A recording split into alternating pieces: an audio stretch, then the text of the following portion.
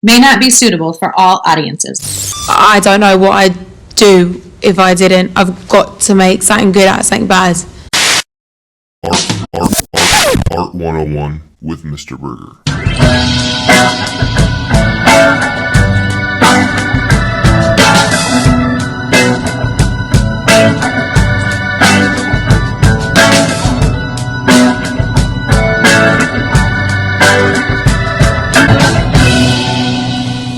Scholars, welcome back again to Art 101 with me, Mr. Burgher, a professional artist and master educator attempting to provide you with the best in art historical content. If you like the content, like, share, and subscribe.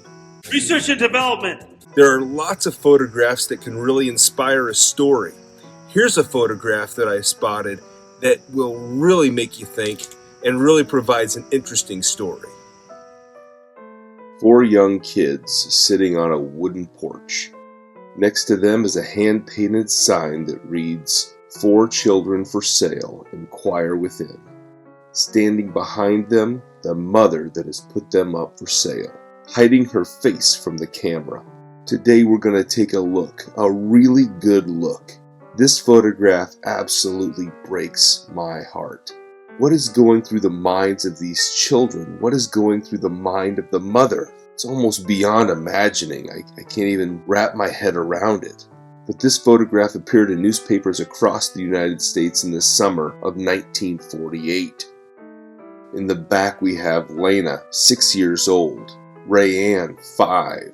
In the front row we have 4-year-old Milton hugging on his 2-year-old sister, Sue Ellen. And behind them is their 24-year-old mother, Lucille Colfax, who is pregnant with their unborn brother, David. The family is facing eviction.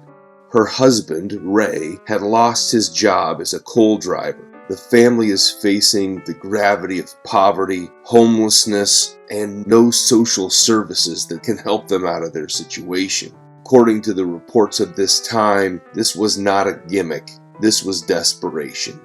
Side note, prior to this time there were individuals known as muckrakers. These were investigative journalists, writers, and photographers who exposed corruption, corporate greed, and social injustice like this to spark public outcries and reform.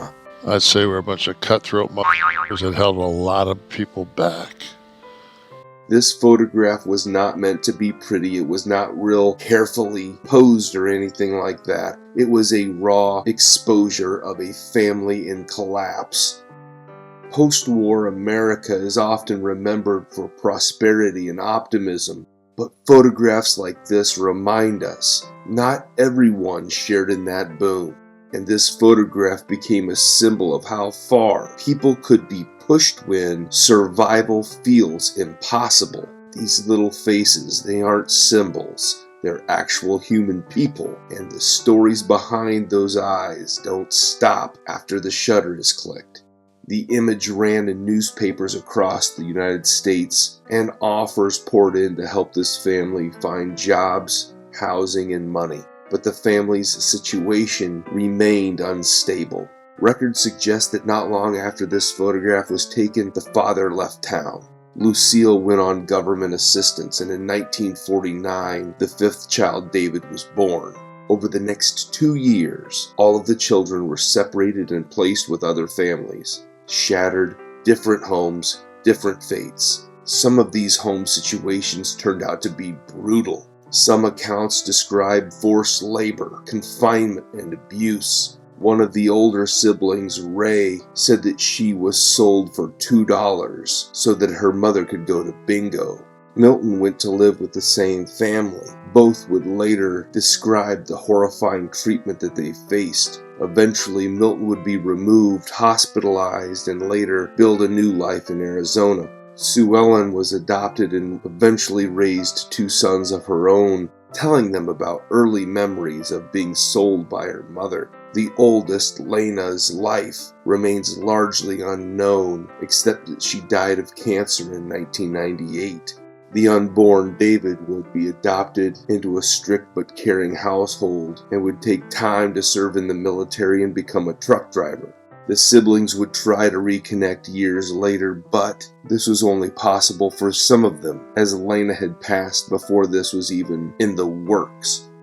What does this photograph teach us? Photography isn't always about composition. It's about witness. The image reminds us every face contains a past, a future that we can't see. Social systems can shape people's lives. Trauma leaves scars, but also people keep going. Their lives keep going beyond that moment. That human story stretches far beyond any single frame, any single moment. 4 Children for Sale isn't a photograph that is remembered because it's shocking. It's remembered because it's human. It captures suffering and so much emotion, but yes, it also encapsulates survival and the complicated, painful, stubborn endurance of people trying to make sense of where they come from. Sometimes the most powerful works of art aren't created in a studio. They're created in the moments around the world that we just can't ignore. Scholars, I hope you enjoy that story as much as I love being able to bring it to you. Thanks for liking, sharing, subscribing, and doing all the things. We'll see you next time.